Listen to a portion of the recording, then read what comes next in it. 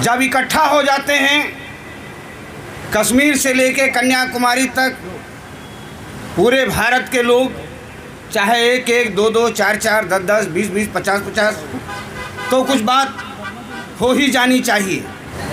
साथियों, महाराजा लाखन पासी जिन्होंने लखनऊ नगर को बसाया, जिनके नाम से लखनऊ की कीर्ति पताका आज तक फहरा रही है, आज उनके जन्मोत्सव का कार्यक्रम राष्ट्रीय पासी महासंघ के बैनर पर यहाँ आयोजित है। लेकिन मैं उन सब को प्रणाम करता हूँ जिन्होंने महाराजा लाखन पासी को लखनऊ का निर्माता बताने के लिए एक एक पल का संघर्ष किया है। आज महाराजा लाखन पासी के नाम से बसाए हुए लखनऊ को विवादित करने का काम किया जा रहा है। उनके नाम से लखनऊ की कीर्ति पताका को धूमिल करने का काम किया जा रहा है। हमारे समृद्ध मंच पर हमारे वरिष्ठ नेतागण हैं, अपनी बात रखेंगे। मैं चाहूँगा कि समाज एक स्वर से महाराजा लाखन पासी को लखनऊ के निर्माता के रूप में स्वीकार करते हुए जगह जगह अपनी आज जो जन्मोत्सव कार्यक्रम मनाया जा रहा है, हम पूरे प्रदेश में जगह जगह महाराजा लाखन पासी के चरणों में पुष्पांजलि अर्पित करें। साथियों, छोटी छोटी बातों के अर्थ बड़े होते हैं। जिनमें खुद का साहस होता है वही तन के खड़े होते हैं। पद पैसा आयु वैभव में कितना ही बढ़ जाओ, पर जिनके हृदय बड़े होते हैं वही बड़े होते हैं। साथियों, हमारे तमाम साथी तमाम संगठन काम कर रहे हैं, तमाम लोग पासी समाज की कीर्ति पताका को आगे ले जाने का काम कर रहे हैं। लेकिन साथियों, कुछ लोगों के काम करने से वैभव स्थापित नहीं होने वाला है। एक दिन मैंने सूर्य से बस जरा से यूँ कहा, आपके साम्राज्य में इतना अंधेरा क्यों रहा? तमा कर वो दहाड़ा, मैं अकेला क्या करूं? तुम निठल्लों के लिए मैं ही कब तक यूं मरूं? आकाश की आराधना के चक्करों में मत पड़ो, साम्राज्य घनघोर है, कुछ मैं लड़ूं कुछ तुम लड़ो। बहुत बहुत आभार, बहुत बहुत धन्यवाद। कार्यक्रम की अध्यक्षता कर रहे अध्यक्ष जी, यहाँ पर जितने भी हमारे समाज के लोग मौजूद हैं और जहाँ तक मेरी आवाज़ जा रही है, उन सबको लखनऊ के निर्माता महाराजा लाखन पासी के जन्मोत्सव की मैं कोटि कोटि बधाई देता हूँ। आप सबका अभिनंदन और वंदन करता हूँ। साथियों, थोड़े समय में और ये जो कार्यक्रम हो रहा है, जब इकट्ठा हो जाते हैं, कश्मीर से लेके कन्याकुमारी तक पूरे भारत के लोग, चाहे एक एक, दो दो, चार चार, 10 10, 20 20, 50 50, तो कुछ बात हो ही जानी चाहिए। इसमें कोई दो राय नहीं कि लखनऊ को महाराजा लाखन पासी ने बसाया था। ईस्वी सन 1000 से 1033 तक उनका शासन था। सैयद सालार गाजी के भांजे से उनका युद्ध हुआ था और पीछे से वार करके उनकी हत्या की गई थी। और जहां पर महाराजा लाखन पासी का सर कट के गिरा था, गोमती नदी के किनारे, उस स्थान पर नाला बह रहा है और उस नाले का नाम आज सरकटा नाला कहा जाता है। लखनऊ लाखन पासी की धरती है। लखनऊ को अगर कोई आदमी किसी प्रकार का भ्रम फैलाए, तो मैं तो एक बात बड़ा स्पष्ट कहना चाहता हूँ, मैं कई बार कह चुका हूँ, पूरे मन से कहना चाहता हूँ। अगर कोई आदमी ये कहे कि लखनऊ को किसी दूसरे महापुरुष ने बसाया, जो आमतौर से चर्चा का विषय बनाने का प्रयास हो जाता है। मैंने तो पढ़ा कि कैकेयी को वचन देने के कारण जब राजा दशरथ की आज्ञा अनुसार, जबकि उन्होंने आज्ञा नहीं दी, उनकी भावना के अनुसार भगवान राम सीता वन को चले, लक्ष्मण जी भी चले। उनकी पत्नी ने कहा कि आपको तो वनवास नहीं है। कैकेयी ने कहा कि आपको तो वनवास नहीं है, आपको तो जाने की क्या ज़रूरत है। लक्ष्मण जी ने कहा कि मेरा तो जन्म ही भगवान राम और सीता की सेवकाई के लिए पैदा हुआ है, मेरी एक एक सांस पर उनका अधिकार है। तो मैं कहना चाहता हूँ कि भगवान राम और सीता की सेवकाई के लिए पैदा हुए भगवान लक्ष्मण को लखनऊ बसाने आने की फुर्सत कहाँ थी। लखनऊ तो महाराजा लाखन पासी का है, महाराजा लाखन पासी का रहेगा और महाराजा लाखन पासी के नाम से ही लखनऊ की पहचान है। और एक बात बहुत बड़े अदब से कहना चाहता हूँ, कहीं कोई सवाल उठाए तो ये सवाल ज़रूर उठाइएगा। लक्ष्मण जी के बारे में बड़े सम्मानपूर्वक, मैं ये नहीं मानता कितना सच है कितना असच है, उसकी पौराणिकता में नहीं जाना चाहता हूँ, उसकी वैज्ञानिकता में नहीं जाना चाहता हूँ, लेकिन मैंने सुना है कि भगवान राम के भाई लक्ष्मण शेषनाग के अवतार थे और शेषनाग के फन पर सारी धरती टिकी है। जो सारी धरती का मालिक हो, जो सारी धरती का भार ढो रहा हो, उसको एक छोटे से नगर का बसाने वाला कह के लक्ष्मण जी का अपमान कर रहे हो या लक्ष्मण जी का सम्मान करने की बात कर रहे हो। जिन लक्ष्मण जी के फन पर शेषावतार शेषनाग के फन पर पूरी दुनिया का भार है, वो लक्ष्मण लखनऊ छोटे से नगर का मालिक बनाने की बात कर रहे हो। ये बातें नहीं होनी चाहिए। ये बात हो गई आज के महोत्सव के बारे में। मित्रों, दो बातें बहुत साफ करना चाहता हूँ, बधाई देना चाहता हूँ। बधाई के पात्र हैं और ज़िंदगी भर पासी समाज एहसानमंद रहेगा। आज से 25 साल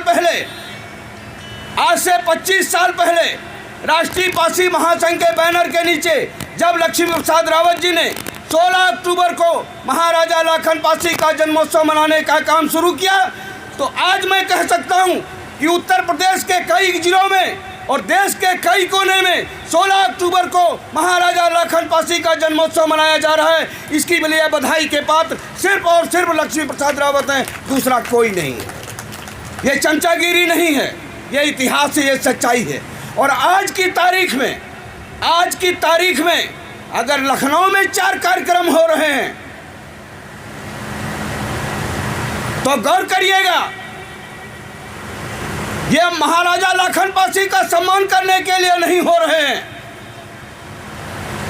लक्ष्मी प्रसाद रावत ने लक्ष्य दिया था कि इस बार 16 अक्टूबर को हम 50,000 लोगों को इकट्ठा करने का काम करेंगे।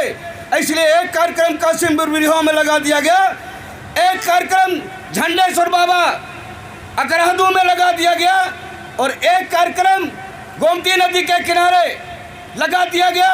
किसने लगाया? सोशल मीडिया के शेरों ने 4-4, 5-5 के ग्रुप बना के इस तरह के कार्यक्रम लगा के भ्रम पैदा करने की का काम किया गया। लेकिन उनको भी मैं कहना चाहता हूं, उसके लिए भी लक्ष्मी प्रसाद जी आप बधाई के पात्र हो कि आपकी ताकत को देखकर उन्होंने 16 अक्टूबर को ही अगर महाराजा लाखन पासी का जन्मोत्सव मनाने का काम किया, तो ये आपकी ताकत है, ये आपकी शराफत है, ये आपकी मेहनत है जो मजबूर कर दिया कि अगर उन लोगों को समाज में जिंदा रहना है, राजनीति में जिंदा रहना है, तो 16 अक्टूबर को कुछ करना है। साथियों, अब बात को लंबी न ले जाके आपसे 2 बातें करना चाहते हैं। कई मंचों पर मैं कह चुका हूं, पासी समाज के लोग राजा थे। अब लोकतंत्र में राजपाट हासिल करना है तो पासी समाज की एकजुटता तो चाहिए ही चाहिए।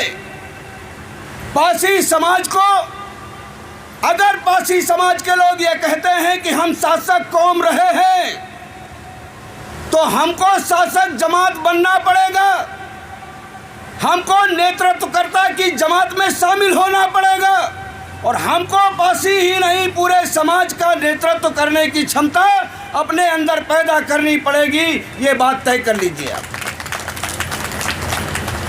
और हमने मुगलों से लड़ाई लड़ी है, ये एक पहलू है। हमने मुगलों से लड़ाई लड़ी है, ये एक पहलू है। लेकिन बेगम हजरत महल की रक्षा भी हमने की है, ये दूसरा पहलू है। हमारे साथ लगातार धोखाधड़ी हुआ। रायबरेली में महाराजा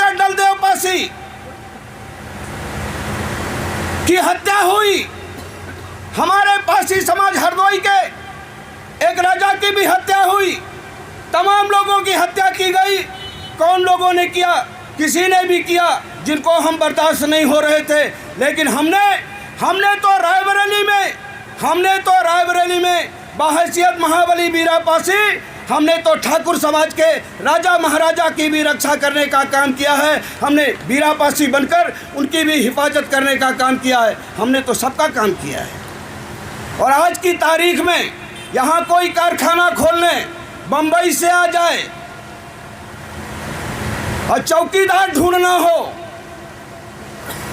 तो लाख बुराई के बावजूद शरीर में दम हो, वर्मा जी चाहे ना हो, चौकीदार पासी ही रखने का काम किया जाता है। ये हमारे लिए गौरव की बात है। ये हमारी ईमानदारी का, हमारी मेहनत और हमारी जागरूकता का प्रतीक है। हमको ये गौरव बनाए रखना है, हमको ये मर्यादा बचा के रखना है। रामचंद्र प्रधान जी पिछली बार आए थे, आपने कहा था कि उदा देवी जी का, लाखन पासी का, बिजली पासी का शैक्षिक पाठ्यक्रमों में शामिल करने का मुद्दा विधान परिषद में भी हम उठाएंगे, मुख्यमंत्री जी से बात करेंगे। आपने प्रयास किया होगा, मैं दूसरी लाइन पे जाता ही नहीं जिंदगी में कभी। जितना प्रयास किया गया है उससे भी ज़्यादा प्रयास करने की ज़रूरत है। और महाराजा बिजली पासी, लाखन पासी, उदा देवी को पाठ्यक्रम में शामिल किया जाना और पढ़ाया जाना आज की ज़रूरत है। इस पर लंबे संघर्ष की ज़रूरत है और आप सबको काम करना पड़ेगा। मित्रों, बात को इसी पे समाप्त करना चाहता हूँ। आपको ध्यान करने की ज़रूरत है। जो मंत्री जी कहेंगे, माननीय कौशल किशोर जी कहेंगे, संघर्षों के साथी रहे हैं। निश्चित रूप से बड़ी सोच है। और दादा बैजनाथ रावत जी के बारे में 2 लाइन ज़रूर कहूँगा, नहीं तो बात खराब हो जाएगी। बहुत दिनों बाद मेरी जानकारी में पहली बार 18% अनुसूचित जात के लोग और 3% पिछड़ी अनुसूचित जनजात के लोग, 22% की आबादी अनुसूचित जात, अनुसूचित जनजात, उनके आंसू पोंछने, उनको सुरक्षा देने, उनको न्याय दिलाने का दायित्व और पासी समाज के कंधे पर आया है। दादा बैजनाथ रावत जी, डगमगाइएगा नहीं।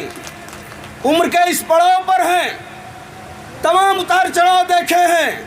मौका मिला है तो आंसू पोंछने का काम करिएगा।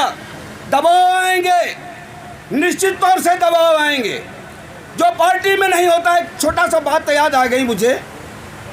एक आदमी बड़ा बज्जार टाइप का था और जब मुलायम सिंह की सरकार आई तो हम लोग उनके साथ थे थोड़ा सा। तो बोला कि वो शिवपाल हमारे साढ़ू हैं, तो जो भाजपा में नहीं होगा, दूर दूर तक भाजपा से कोई रिश्ता नहीं रहा होगा, जो दबंग होगा, सामंत होगा, जो पासी चमान नटबड़िया कंजर धोबी धानु को मारेगा, जुल्म करेगा और आपके पास चिट्ठी लेके आ जाएगा कि हम भाजपा के कार्यकर्ता हैं, हमको फर्जी फंसाया जा रहा है। बड़ी जिम्मेदारी है दादा, कोई फर्जी ना फंसाया जाए, ये हम भी चाहते हैं। कोई फर्जी ना फंसाया जाए, ये हम भी चाहते हैं। लेकिन दलित समाज न्याय पाने से वंचित ना हो जाए, ये भी हम चाहते हैं। मौका मिला है, पहली बार पासी समाज के किसी आदमी को अनुसूचित जात जनजात का चेयरमैन आयोग का बनाया गया। ये हमारी कार्यकुशलता, हमको साबित करना है, अपने लोगों को न्याय दिलाना है। बस मित्रों, आखिरी बात, शेर व शायरी का दौर चल रहा है तो एक लाइन मुझे याद आ गई। ऐसा नहीं है मंत्री जी, ऐसा नहीं है कि खून में उबाल नहीं है, ऐसा नहीं है कि खून में उबाल नहीं है, लेकिन सही दिशा का ख्याल नहीं है। धन्यवाद। जय भीम, जय पासी।